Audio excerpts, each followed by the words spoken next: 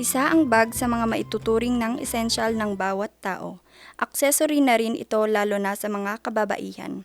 Fashion trend na rin ang iba't ibang mga disenyo, laki at maging brand ng mga bag na gawa sa iba't ibang mga materyales.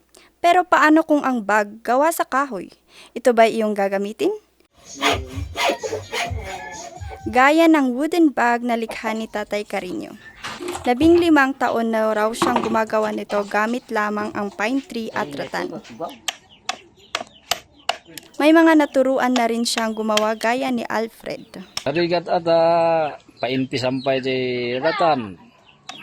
Abutan painpisam lang dia kayu. Samtu abu-amutan lagaam.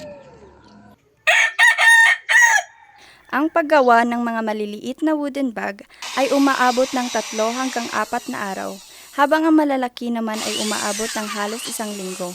Pero bago ito, pinakamahalaga raw na mayroon silang permit mula sa DENR sa kanilang mga pinuputol na pine tree. Pagkatapos ay kanilang binabalatan ang kahoy at doon na nila bubutasan ang loob nito hanggang maging manipis ito.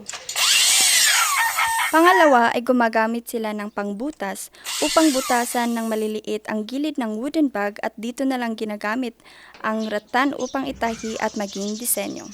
Pagkatapos ay ang paggawa nila ng takip nito at sling na gawa sa rattan. At ang pinakahuli ay kanila itong binabarnis upang maging makintab at maganda ang kakalabasan nito.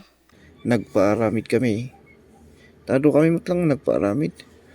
May talaga di style na tas santo ka lang nga sa bali. Hiling ngayon ng mga wood bag makers maipakilala ang kanilang produkto at talento na talaga namang tatak lokal. Aki Rashim, RNG News.